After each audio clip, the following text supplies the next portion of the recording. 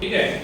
और slide number 15 14 जो थे वो सभी के सभी एलोट्रॉप्स के बारे में थे कि कार्बन जो रहेगा वो किस प्रकार के एलोट्रॉप शो करेगा और वो एलोट्रॉप कौन से रहेंगे।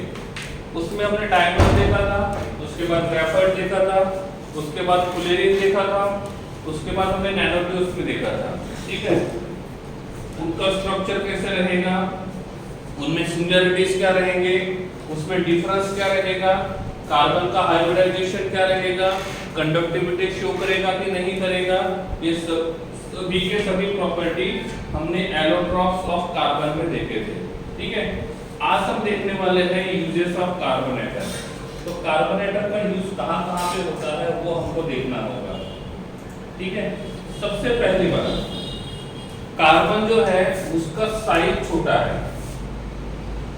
कार्बन जो है इसका साइज जो है ये स्मॉल है और स्मॉल साइज जो रहेगा वो स्मॉल रहेगा, तो इसका जो बॉन्ड रहेगा bond will be strong. Bond जो रहेगा ये कैसे रहेगा, स्ट्रॉन्ग रहेगा। और बॉन्ड स्ट्रॉन्ग होने की वजह से हमको ऐसा मटेरियल बनाना है जिस मटेरियल का स्ट्रेंथ ज्यादा होना चाहिए और वो लाइट वेटेड होना चाहिए। पहली बात तो ये है कि इसका मॉलिक्यूलर मास कम है तो ये लाइट वेटेड है, इसका वेट जो है वो बहुत कम है। जैसे जो टेनिस का रैकेट होता है, टेनिस रैकेट जो होता है, हम टेनिस रैकेट ऐसा यूज करना पसंद करेंगे जो स्ट्रॉन्ग है या वीक है। if हम वीक वाला रैकेट यूज करेंगे तो क्या होगा, वो जल्दी टूट जाएगा। और इसीलिए हम टेनिस रैकेट्स ऐसा यूज करना पसंद करेंगे जिसका स्ट्रेंथ ज्यादा हो, जो जल्दी ना टूटे। साथ में इफ हमने ऐसा टेनिस रैकेट यूज किया जो स्ट्रॉन्ग तो है लेकिन उसका मास ज्यादा है, उसका वेट ज्यादा है, जब उसका वेट ज्यादा होगा तो जब उससे हम लोग खेलने जाएंगे तो हमारे हाथों के ऊपर प्रेशर जो रहेगा वो ज्यादा रहेगा। और इसीलिए हम उस रैकेट को यूज ऐसा हमारे पास ऐसा रैकेट होना चाहिए जिस रैकेट का वेट कम हो और जिसका स्ट्रेंथ ज्यादा हो। और कार्बन जो है ये लाइट वेटेड है और इसका स्ट्रेंथ ज्यादा होने की वजह से हम ऐसे डिफरेंट मटेरियल्स बनाने के लिए कार्बन को यूज कर सकते हैं।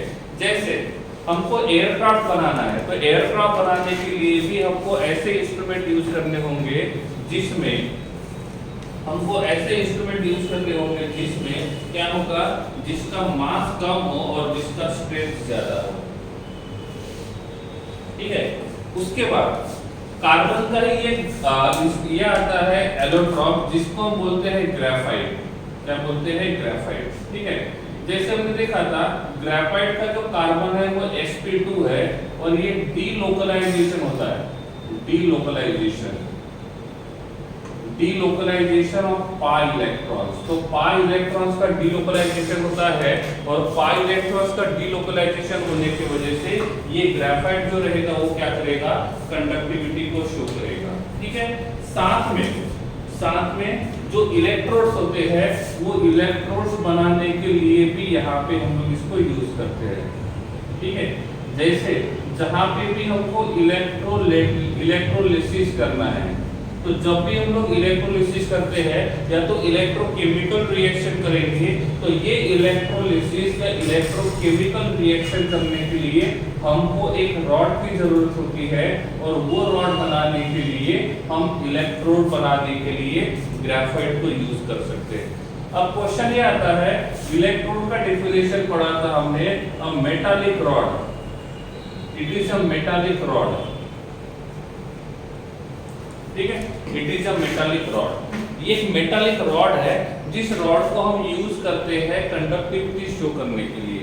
बट क्वेश्चन इज दैट हम इलेक्ट्रोड के डेफिनेशन में हमेशा यही बोलते हैं it is a metallic rod, but ये जो ग्रेफाइट है इससे ये इलेक्ट्रोड बना है, लेकिन ये ग्रेफाइट जो है ये कार्बन का बना हुआ है। तो यहाँ पे जो हमने डेफिनेशन देखा था ऐसा लगता है कि यहाँ पे वो सही नहीं है। क्यों? क्योंकि ये मेटल का बना हुआ नहीं है, ये नॉन मेटल का बना हुआ है। लेकिन यहाँ पे जो नॉन मेटल यूज किया है उस नॉन मेटल में sp2 हाइब्रिडाइज्ड कार्बन है, यहाँ पे डीलोकलाइजेशन ऑफ इलेक्ट्रॉन्स होता है और इसी के वजह से ये नॉन मेटल का बना होने के बाद भी ये इलेक्ट्रोड का काम करेगा। इलेक्ट्रोड का मेन काम होता है करंट को पास करना, इलेक्ट्रॉन को पास करना, और इलेक्ट्रॉन को पास करने के लिए डीलोकलाइज्ड इलेक्ट्रॉन होने चाहिए। ठीक है, तो आप जहां भी जाओगे, अब पहली बात जब भी आप इलेक्ट्रोड का डेफिनेशन देखोगे तो डेफिनेशन यही आता है, electrons are the metallic rods which are used to conduct the electricity. But इसमें ऐसा नहीं है, इसमें ऐसा नहीं है। यहाँ पे हमारे पास मेटल नहीं है, फिर भी ये क्या करता है, कंडक्टिविटी शो करने का काम करता है। साथ में आप एक वर्ड देखोगे क्रूसिबल, आई थिंक मैंने इसका मतलब आपको बताया था, आई थिंक मैंने क्रूसिबल का मतलब आपको बताया था। क्रूसिबल का काम कहाँ पे आता है, ये हमने देखा था फर्नेस में।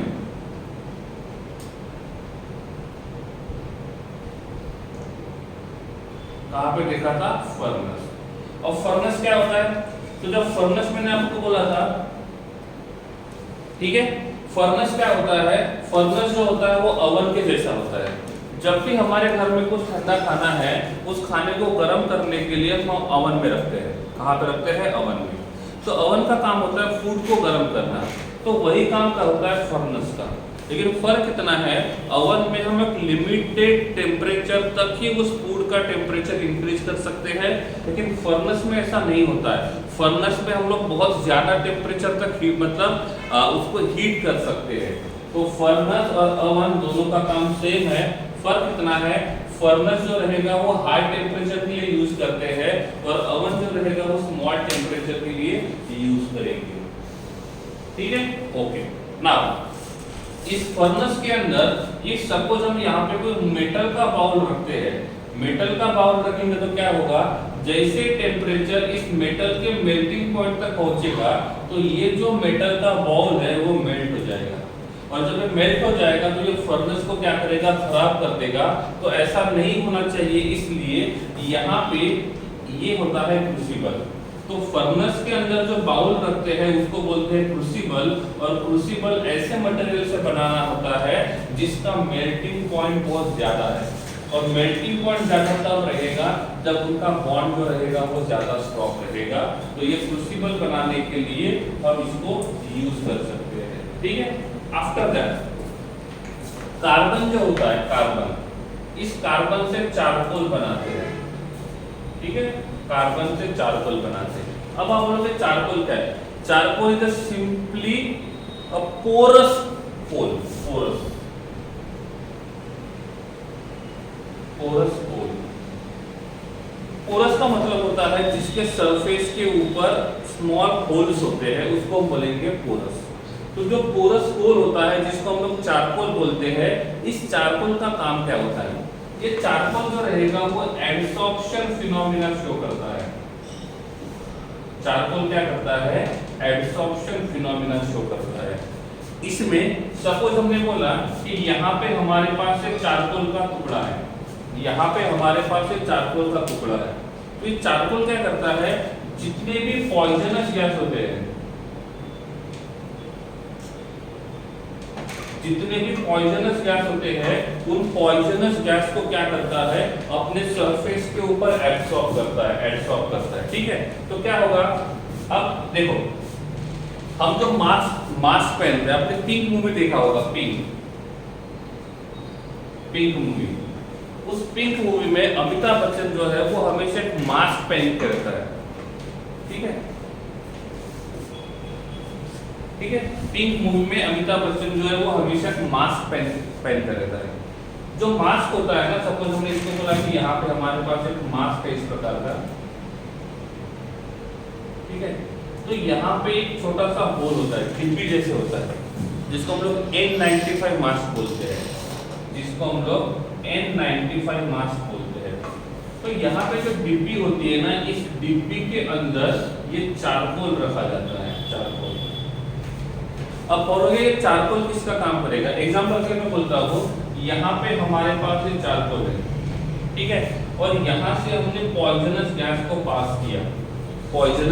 पास किया, जैसे कार्बन मोनोऑक्साइड जो है ये पॉइजनस गैस है, और इस गैस को हम पास करेंगे तो ये चारकोल जो होता है वो क्या करता है, ये कोल क्या करता है, इस कार्बन मोनोऑक्साइड को अपने सरफेस के ऊपर एब्सॉर्ब करेगा। ये चारकोल क्या करेगा, कार्बन मोनोऑक्साइड जैसे डिफरेंट पॉइजनस गैस को क्या करेगा, अपने सरफेस के ऊपर एब्सॉर्ब करेगा। तो यहाँ से जो गैस जा रहा है, इस गैस में कार्बन मोनोऑक्साइड जैसे पॉइजनस गैस है। तो ये जो होता है ना चारकोल, ये स्पेसिफिक एक्शन शो करता है। स्पेसिफिक का मतलब होता है ये पर्टिकुलर गैस को ही एब्सॉर्ब करेगा, ये बाकी के गैस को एब्सॉर्ब नहीं करेगा। मान लिया कि यहाँ पे जो गैस जा रहा है, उस गैस में से कार्बन मोनोऑक्साइड और ऑक्सीजन दोनों गैस जा रहे हैं। यहाँ से हमने गैस पास किया, इस गैस में से कार्बन मोनोऑक्साइड, कार्बन डाइऑक्साइड दोनों को पास किया। क्या होगा, आफ्टर सम टाइम जब ये दोनों के दोनों गैस यहाँ पे पहुंचेंगे, तो ये कार्बन मोनोऑक्साइड जो रहेगा वो यहाँ पे एडसॉर्ब होगा। कार्बन मोनोऑक्साइड जो रहेगा वो यहाँ पे एडसॉर्ब होगा, और ऑक्सीजन जो रहेगा वो सीधा चला जाएगा। ऑक्सीजन जो रहेगा वो सीधा चला जाएगा। तो ये N95 मार्क जो होता है, जिसपे यहाँ पे एक छोटा सा बटन जैसे होता है, उस बटन के अंदर ये चारकोल होता है। तो जैसे ही हम बाहर जाते हैं और एटमॉस्फेयर का जो पॉइजनस गैस होता है वो नॉर्मल एयर के साथ अंदर आता है, तो ये चारकोल क्या करेगा, अपने सरफेस के ऊपर उसको एब्सॉर्ब करेगा। इसके वजह से हमारे बॉडी के अंदर ये पॉइजनस गैस जो रहेंगे वो नहीं जाएंगे, हमारे बॉडी के अंदर ऑक्सीजन चला जाएगा। तो इस प्रकार से इस पॉइजनस गैस को अपने सरफेस के ऊपर एब्सॉर्ब करने का काम ये पोरस कोल करता है, और इसीलिए इसको बोलते हैं हम लोग चारकोल बोलते हैं। अब कभी-कभी न्यूज में मतलब टीवी में दिखाते हैं कि जो भी टूथपेस्ट है, वो बोलते हैं कि टूथपेस्ट पे हमने चारकोल को मिलाया है, टूथपेस्ट पे हमने चारकोल को मिलाया है। तो ये चारकोल का काम क्या होगा, चारकोल क्या करता है, हमारे दांतों के ऊपर का जो इम्प्यूरिटी होता है, उस इम्प्यूरिटी को अपने सरफेस के ऊपर एब्सॉर्ब करेगा। और जब हम वाटर से वॉश करेंगे तो ये चारकोल के पार्टिकल हमारे मुंह से निकल जाएंगे, और वो निकलने के टाइम पे हमारे दांतों के ऊपर का जो इम्प्यूरिटी होता है, उस इम्प्यूरिटी को भी वो निकालने का काम करेंगे। ठीक है, तो इस प्रकार से ये चारकोल जो है उसका यूज टूथपेस्ट में किया जाता है। इनका यूज किया जाता है जो भी ब्यूटी प्रोडक्ट्स है, उस ब्यूटी प्रोडक्ट्स में भी हमारे स्किन के ऊपर का जो इम्प्यूरिटी है, उस इम्प्यूरिटी को निकालने के लिए भी इस चारकोल का यूज किया जाता है। तो चारकोल जो रहेगा ये वेरियस तरीके से हम लोग यहाँ पे क्या कर सकते हैं, यूज कर सकते हैं। ठीक है, साथ में इस चारकोल का यूज किया जाता है वाटर फिल्टर में।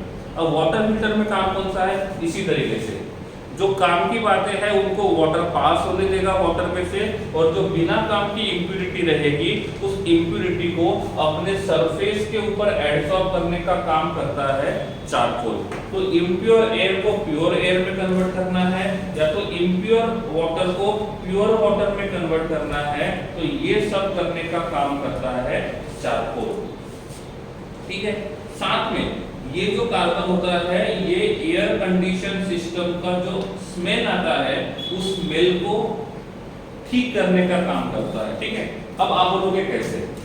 सपोज मैंने बोला कि यहाँ पे ये जो रूम है, इफ ये रूम बहुत ज्यादा दिनों तक बंद रहता है, एक रूम बहुत ज्यादा दिनों तक कंप्लीटली क्लोज रखते हैं, तो इस रूम में से हल्का सा स्मेल आना शुरू होता है।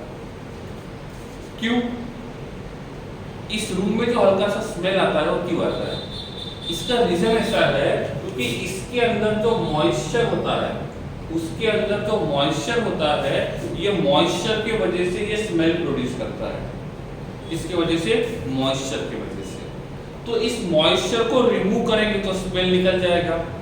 जब ये रूम ओपन होता है तो क्या होता है, एक साइड से एयर आता है, दूसरे साइड से निकल जाता है, तो यहाँ पे जो एयर होता है वो घूमता रहता है, और इसलिए मॉइस्चर जो रहेगा वो ज्यादा दिनों तक एक ही जगह नहीं रहेगा।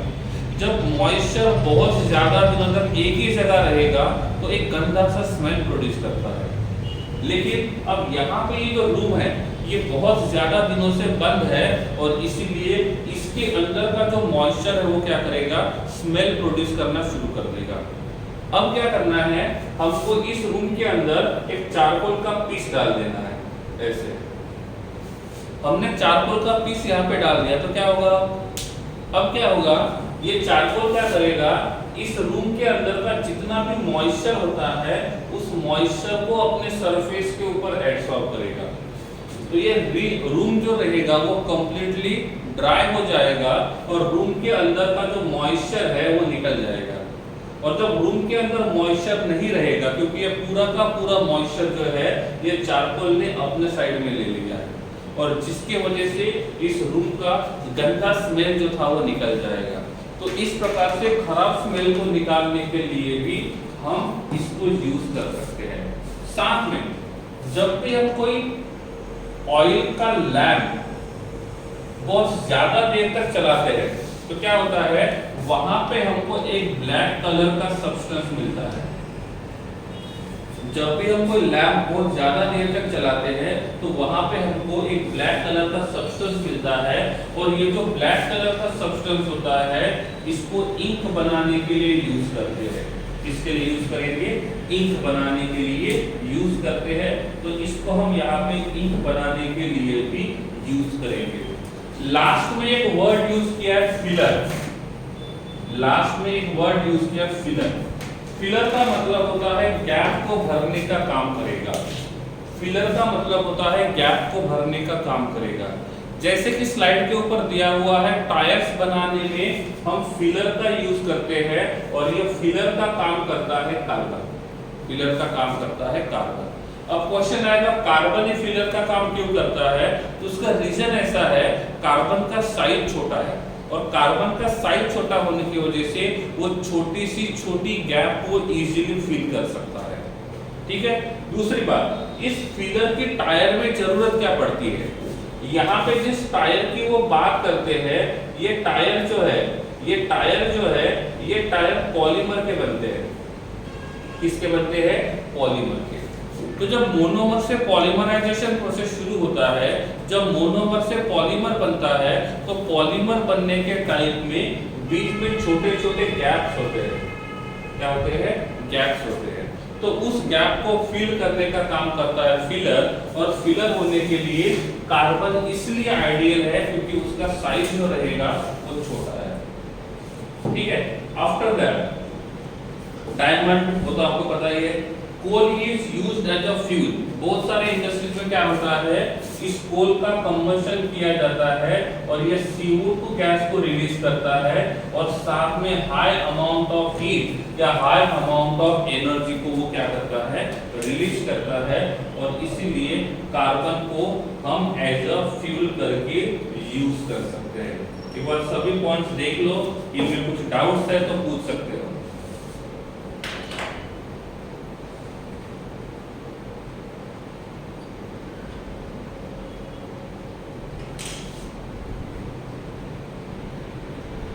If any doubts are there, you can ask in chat box.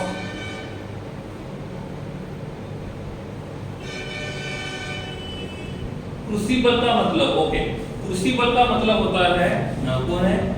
Raj. Crucible का मतलब होता है जब हम फर्नेस के अंदर किसी सब्सटेंस को बहुत हाई टेम्परेचर पे हीट करते हैं, तो उस क्रूसिबल में, जैसे हम बोलेंगे कि आपको कुछ खाना गर्म करना है ओवन के अंदर, तो आप क्या करोगे? उस फूड को एक प्लेट में रखोगे। उस फूड को एक प्लेट में रखोगे। सपोज आपने वहां पे प्लेट की जगह आपने किसी प्लास्टिक में रख दिया तो क्या होगा? प्लास्टिक में रख दिया तो क्या होगा? जैसे आप टेम्परेचर को हल्का सा बढ़ाओगे तो प्लास्टिक जो रहेगा वो मेल्ट हो जाएगा, राज। और जैसे प्लास्टिक मेल्ट हो जाएगा तो जो ओवन रहेगा वो खराब हो जाएगा, और फूड जो रहेगा वो भी खराब हो जाएगा। और इसीलिए आपको उस ओवन में उस फूड को ऐसे इंस्ट्रूमेंट पे रखना है जो वहां पे मेल्ट ना हो। वैसे ही जब फर्नेस पे हम किसी सब्सटेंस को गर्म करते हैं, उसको वहां पे हीट करते हैं, उस टाइम पे उस सब्सटेंस को जिस कंटेनर में रखा जाता है, इफ वो कंटेनर किसी मेटल का बना होता है, तो वो मेटल जो होता है वो आफ्टर सम टाइम उसके मेल्टिंग पॉइंट तक जब टेम्परेचर आता है तो वो मेल्ट हो जाता है। और इसीलिए वो मेटल मेल्ट हो जाएगा तो फर्नेस को खराब करेगा। और इसीलिए वहां पे उस सब्सटेंस को रखने के लिए जो कंटेनर हम यूज करते हैं उस कंटेनर को बोलते हैं क्रूसिबल। क्या बोलेंगे? Crucible.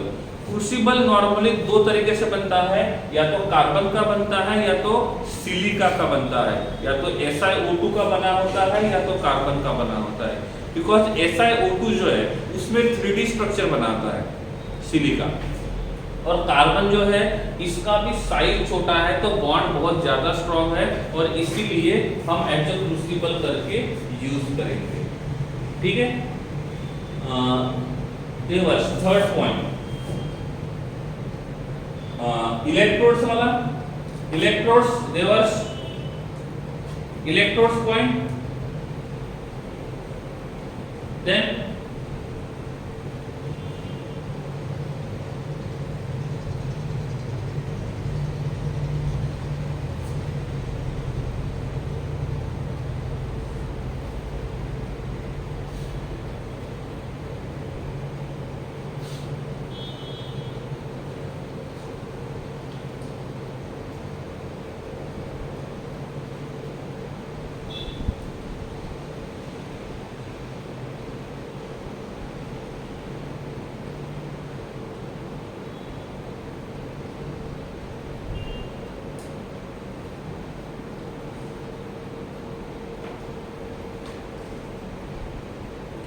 okay, largely used as a reducing agent। okay, used as a reducing agent का काम क्यों करेगा? देखो, सपोज मैंने बोला कार्बन का रिएक्शन ऑक्सीजन के साथ किया तो क्या मिलेगा?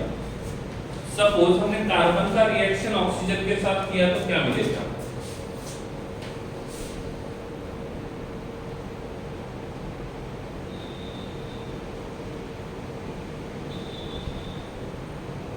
महावीर विश्वन क्या होगा? CO2 मिलेगा। तो कार्बन से CO2 बना। ठीक है।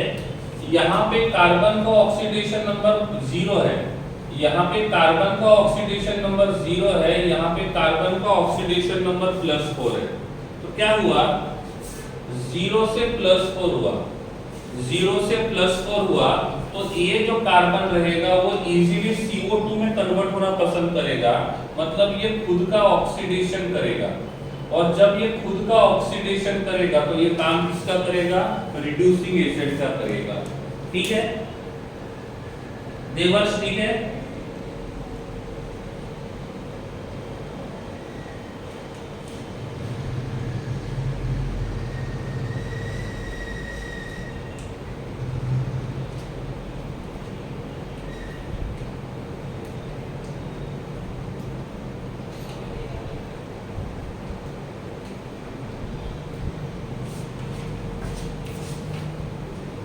क्रूसिबल वाले में लास्ट में आया है, कहां पे है?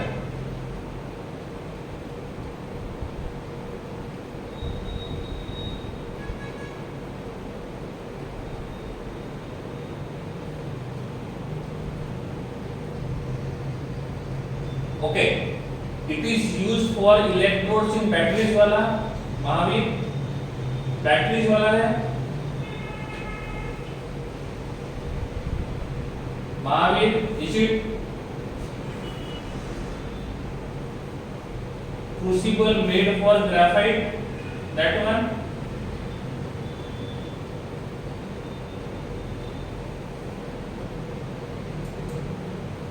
Okay.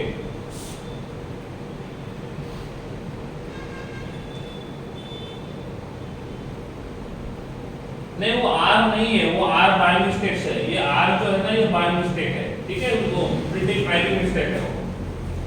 चलो स्क्रीनशॉट निकाल लो, स्क्रीनशॉट निकाल लो।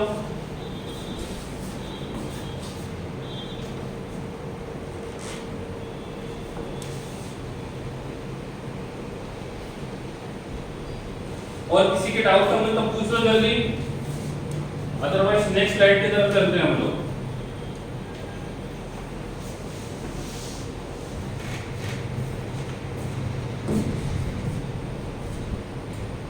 Next is carbon monoxide.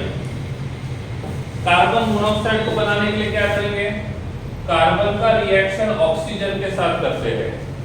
If हम लिमिटेड ऑक्सीजन यूज करते हैं या तो हम लोग अनलिमिटेड ऑक्सीजन यूज करते हैं, फर्क पड़ता है दोनों से।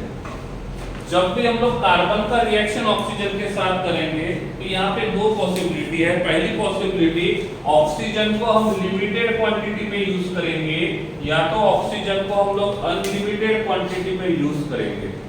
इफ हम उसको लिमिटेड क्वांटिटी में यूज करेंगे तो कार्बन मोनोऑक्साइड मिलेगा और अनलिमिटेड क्वांटिटी में यूज करेंगे तो कार्बन डाइऑक्साइड मिलेगा। तो कार्बन का रिएक्शन ऑक्सीजन के साथ होने के टाइम पे वहां पे दोनों के दोनों पॉसिबिलिटी है, वहां पे दोनों के दोनों पॉसिबिलिटी है, carbon monoxide, carbon dioxide, both possibilities are there, both possibilities are there. ठीक है, अब ये डिपेंड करता है कि हमने क्वांटिटी कितना यूज किया, लिमिटेड क्वांटिटी यूज किया कि अनलिमिटेड क्वांटिटी यूज किया। अब लिमिटेड क्वांटिटी यूज करेंगे हम, limited, just a minute, just a minute.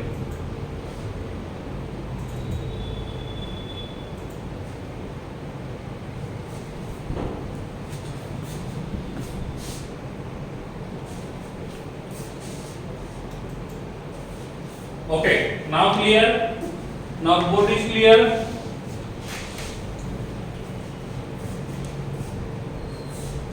Okay, चलिए आगे बढ़ते हैं। देखो, तो कार्बन से कार्बन मोनोऑक्साइड, कार्बन डाइऑक्साइड दोनों मिल सकते हैं, दोनों के दोनों पॉसिबल है।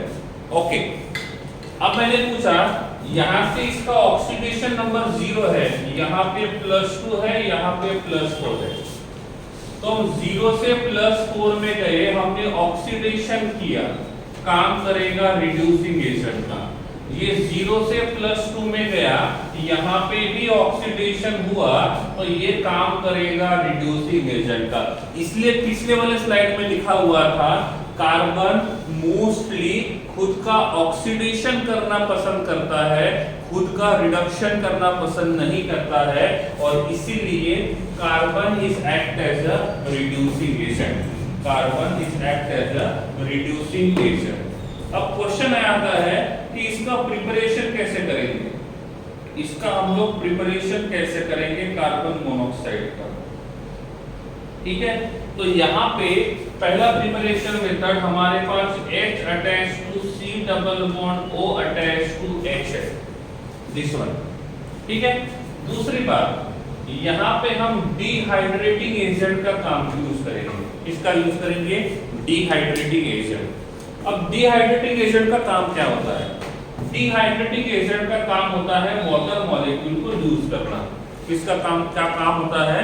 वाटर मॉलिक्यूल को लूज करना। अब ऐसे कौन से डिहाइड्रेटिंग एजेंट्स है जो वाटर मॉलिक्यूल को रिमूव करेंगे? एग्जांपल के लिए concentrated H2SO4 is act as a dehydrating agent। हम यहाँ पे यूज करते हैं P2O3, this also act as a reducing agent. ठीक है, तो ऐसे बहुत सारे डिहाइड्रेटिंग एजेंट्स होते हैं जो वाटर मॉलिक्यूल को रिमूव करते हैं। अब इस डिहाइड्रेटिंग एजेंट का काम है वाटर को रिमूव करना, और वाटर को रिमूव करना है तो यहाँ से हमको OH रिमूव करना होगा और यहाँ से H रिमूव करना होगा। सही है, जब हमने यहाँ से OH रिमूव किया तो ऑक्सीजन बनेगा नेगेटिव और कार्बन बनेगा पॉजिटिव। सही है, और जब हमने इस बॉन्ड को तोड़ा तो हाइड्रोजन के ऊपर चार्ज आएगा पॉजिटिव और कार्बन के ऊपर चार्ज आएगा नेगेटिव।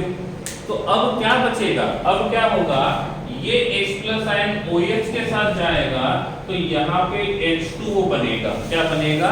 H2O। साथ में क्या होगा, carbon double bond oxygen, carbon के ऊपर पॉजिटिव और नेगेटिव दोनों चार्ज है, और जब किसी के ऊपर पॉजिटिव नेगेटिव दोनों चार्ज होते हैं इसका मतलब वो न्यूट्रल होगा, इसका मतलब वो न्यूट्रल बनेगा। तो इस प्रकार से हमने इस कार्बोक्सिलिक एसिड को यूज किया है और इस कार्बोक्सिलिक एसिड में से वाटर मॉलिक्यूल को रिमूव किया, और वाटर मॉलिक्यूल को रिमूव करने के बाद हमको कार्बन मोनोऑक्साइड मिला। क्या मिला? Carbon monoxide. सपोज मैं इसके जगह ठीक है, ओके। सपोज मैं इसके जगह यूज करता हूं H attach to O attach to C double bond O attach to H, और यहां पे मैं डिहाइड्रेटिंग एजेंट यूज करूंगा तो क्या होगा? देखो आपको ये तो समझ में आ गया होगा कि डिहाइड्रेटिंग एजेंट का काम क्या होता है। क्या काम होता है? डिहाइड्रेटिंग एजेंट का काम होता है एक गिलास पानी को निकालना। तो यहाँ पे हमने एक गिलास पानी को निकाल दिया, तो यहाँ से गया OH, यहाँ से गया H, वाटर मॉलिक्यूल निकल गया, तो क्या बचा? CO। क्या बचा? CO। ठीक है, अब मुझे बताओ इस मॉलिक्यूल में डिहाइड्रेटिंग एजेंट यूज करेंगे जो एक वाटर मॉलिक्यूल को निकालेगा, तो यहाँ पे क्या मिलेगा हमको? कोई बता सकता है? What will be the possible product? Anyone? What will be the possible product?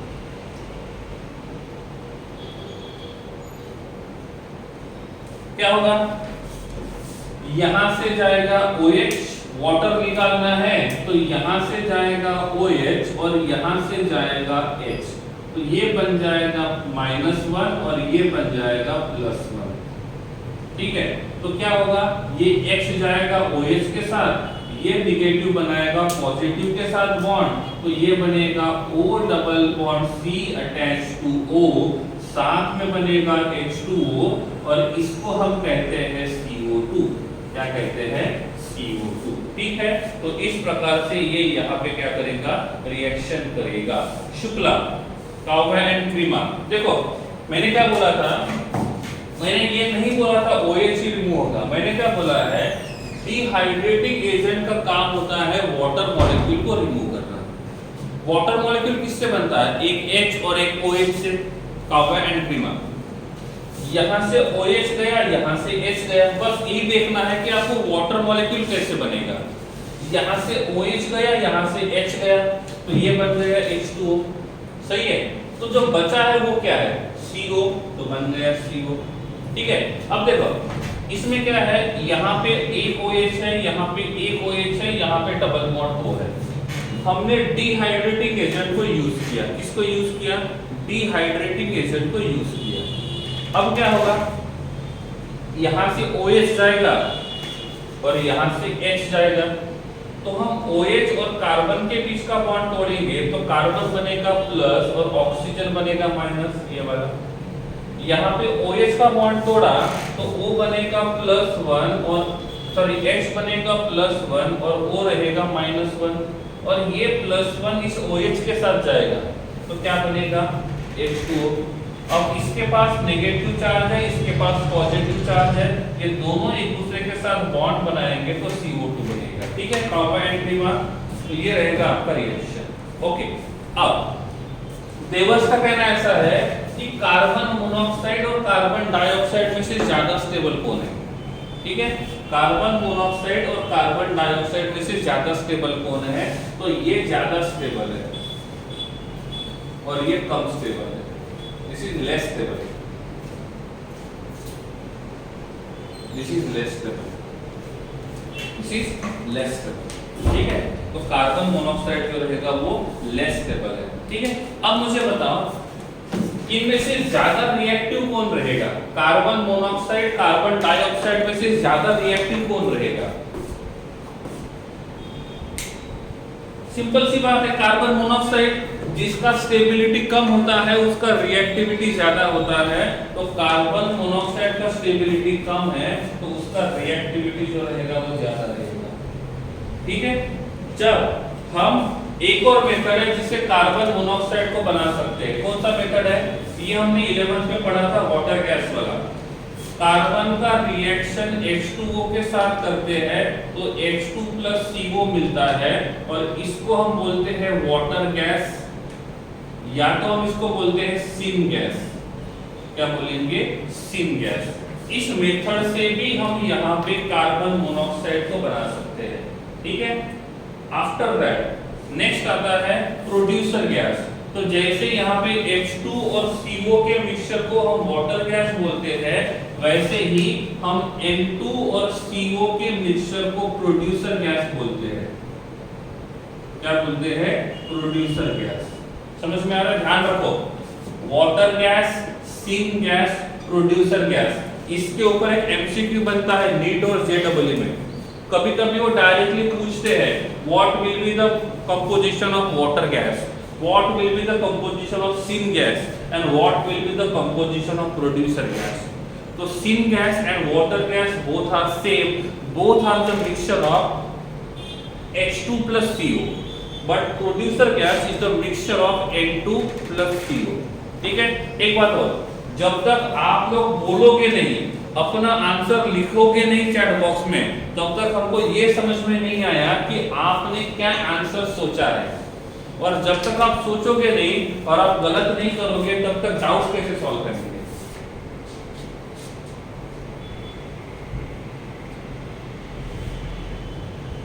Mahavir, आप किसकी बात कर रहे हो? Carbon monoxide, carbon dioxide? Mahavir, you are talking about carbon monoxide, carbon dioxide. Carbon, yes वही तो हुआ है ना महावीर।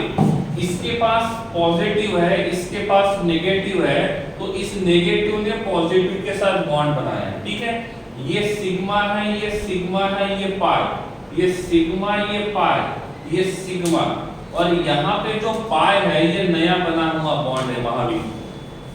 ठीक है, ओके, क्लियर, ओके। तो producer gas, water gas and syn gas. ठीक है, carbon monoxide is a colourless, odourless and almost insoluble in water. Yes, red colour का टेम्परेचर है, वो उसी टेम्परेचर पे रिएक्शन होगा, वो उसी टेम्परेचर पे रिएक्शन होगा। ठीक है, वो उसी टेम्परेचर पे रिएक्शन होगा। तो some reactions are temperature sensitive, some reactions are temperature sensitive. It is powerful reducing agent and reduces almost all,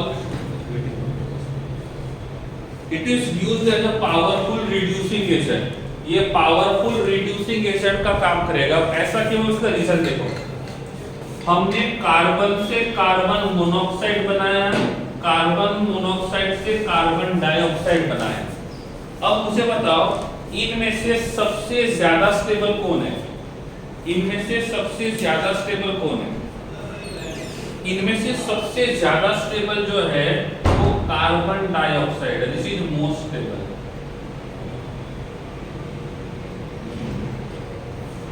This is most stable। ठीक है, ओके, ठीक है। अब देखो, कार्बन से कार्बन मोनोऑक्साइड बनाया और ये कार्बन मोनोऑक्साइड जो है वो लेस स्टेबल है। कार्बन मोनोऑक्साइड जो है वो लेस स्टेबल है। तो क्या ये कार्बन मोनोऑक्साइड कार्बन डाइऑक्साइड में कन्वर्ट होने की कोशिश करेगा? क्या बोल रहा हूं मैं? कार्बन से कार्बन मोनोऑक्साइड बनाया, carbon monoxide is less stable, तो क्या ये कार्बन मोनोऑक्साइड कार्बन डाइऑक्साइड में कन्वर्ट करने की कोशिश करेगा? यस और नो? Yes, okay. जब ये कार्बन मोनोऑक्साइड अनस्टेबल है, लेस स्टेबल है, ये कार्बन डाइऑक्साइड में जाने की कोशिश करेगा, at that time the oxidation number of carbon here is +2 and here +4। So now the oxidation number of carbon is changes from +2 to +4. The oxidation number of carbon is changes from +2 to +4. It means that here oxidation of carbon occurs. Oxidation of carbon is occurs.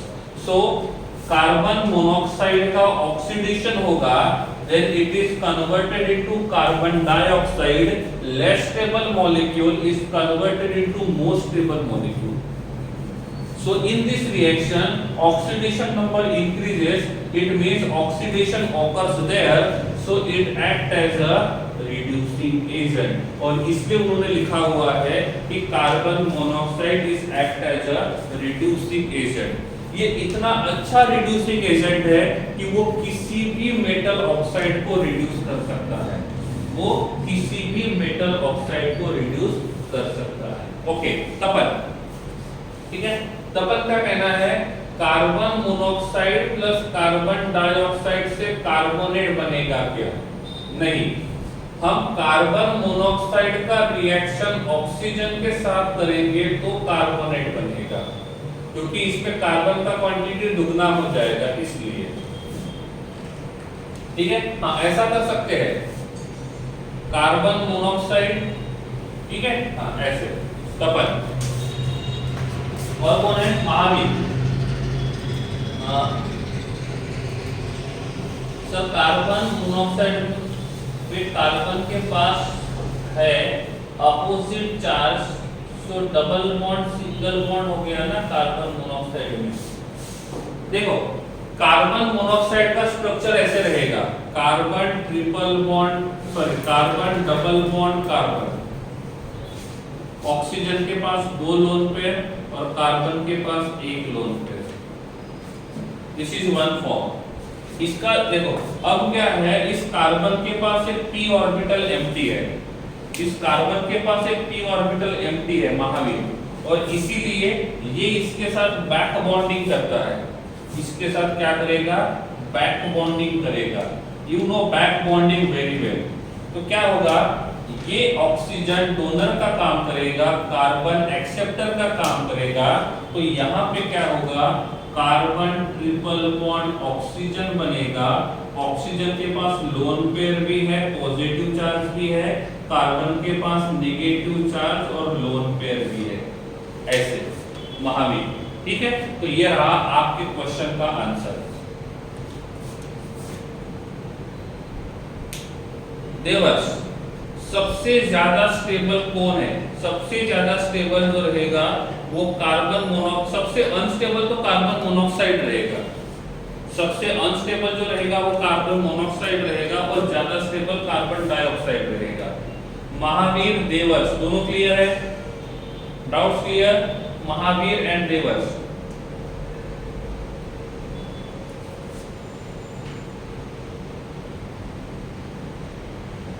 कहां पे है? देखो reaction में यहां पे पहले single bond था, कहा गया था ये वाला, रिएक्शन में पहले सिंगल बॉन्ड था, यहां पे डबल बॉन्ड था, हमने सिंगल बॉन्ड कहीं पे ड्रॉ नहीं किया। महावीर आप किस रिएक्शन की बात कर रहे हो? कहां पे सिंगल बॉन्ड है? वेरी सिंगल बॉन्ड, यहां पे कोई सिंगल बॉन्ड नहीं है। आप मुझे क्वेश्चन लिखो, उसका उस पेज का फोटो निकाल के ऊपर व्हाट्सएप पे सेंड कर देना।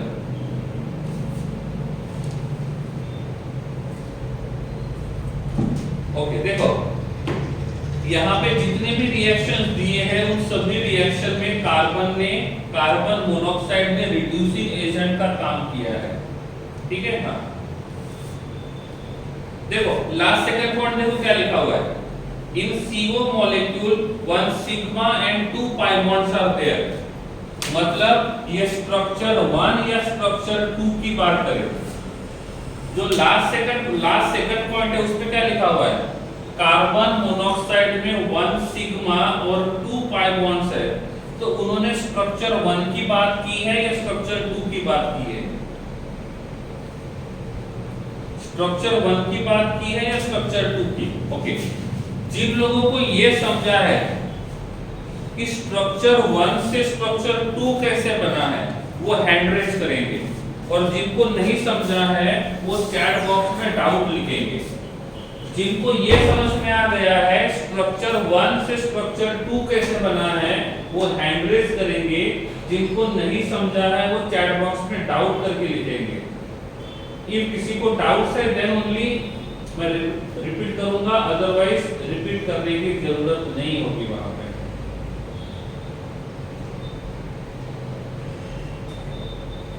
Okay, no doubts, that's clear. Okay, last second point clear है? Last second point is clear? If yes then raise your hand.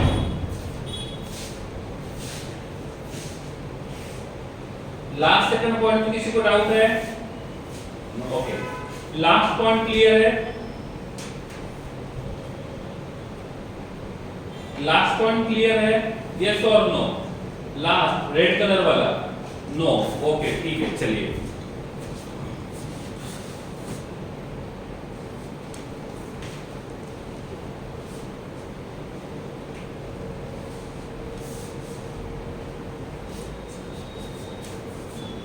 Okay, सबसे पहले कार्बन डबल बॉन्ड ऑक्सीजन के पास लोन पेयर है, इसके पास लोन पेयर है, इसके पास लोन पेयर है, ठीक है।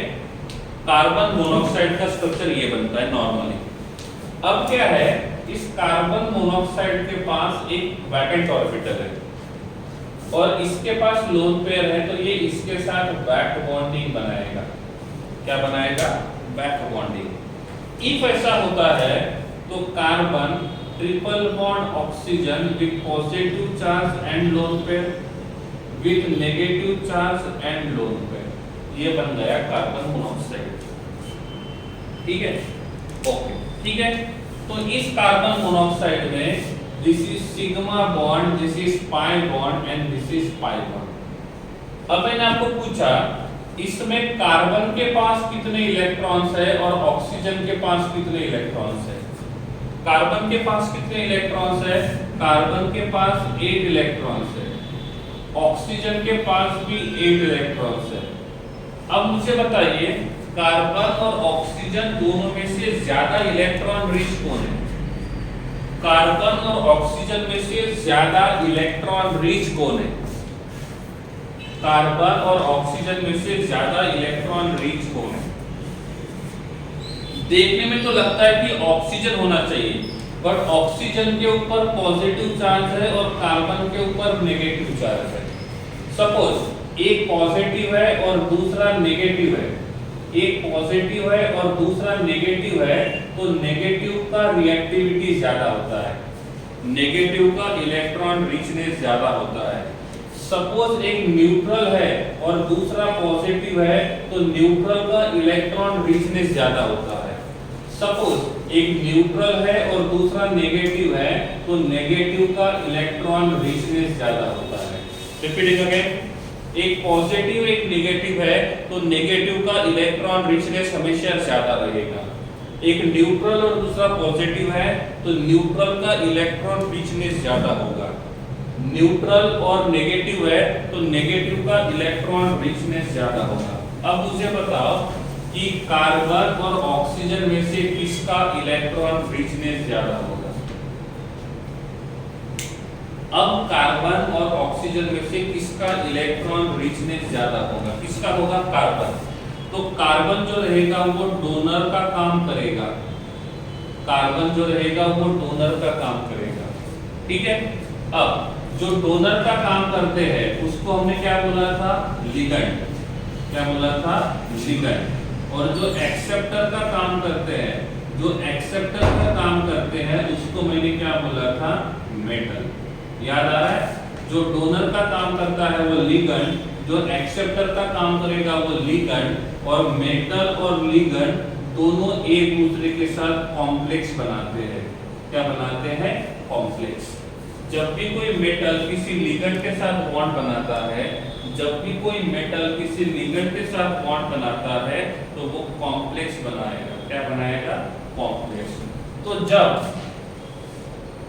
एक्सेप्टर मेटल है और डोनर लिगेंड है, तो जब यहाँ पे डोनर जो है मतलब मेटल के साथ लिगेंड बॉन्ड बनाएगा, तो ये यहाँ पे कॉम्प्लेक्स बनाएगा। क्या बनाएगा? कॉम्प्लेक्स। लेकिन जब यहाँ पे लिगेंड जो है, जब यहाँ पे लिगेंड कार्बन मोनोऑक्साइड होता है, तो ऐसे कॉम्प्लेक्स को बोलते हैं कार्बोनिल कॉम्प्लेक्स। क्या बोलेंगे? Carbonyl complex. शॉर्ट में रिवाइज कर रहा हूं मैं। कार्बन के पास 8 इलेक्ट्रॉन, ऑक्सीजन के साथ 8 इलेक्ट्रॉन, दोनों के पास नंबर ऑफ इलेक्ट्रॉन सेम है, बट ऑक्सीजन के पास नेगेटिव चार्ज है, इसलिए ऑक्सीजन का इलेक्ट्रॉन रिचनेस ज्यादा है, इसीलिए ऑक्सीजन डोनर का काम करेगा, तो दूसरा जो मेटल है वो एक्सेप्टर का काम करेगा। तो एक लिगेंड होता है, दूसरा मेटल होता है, इन दोनों से बनता है कॉम्प्लेक्स। तो जिस कॉम्प्लेक्स में लिगेंड जो है वो कार्बन मोनोऑक्साइड होता है, जिस कॉम्प्लेक्स में लिगेंड कार्बन मोनोऑक्साइड होता है, उसको बोलते हैं कार्बोनिल कॉम्प्लेक्स। जिनको कार्बोनिल कॉम्प्लेक्स का मतलब समझ में आ गया है वो हाइड्रेस करेंगे।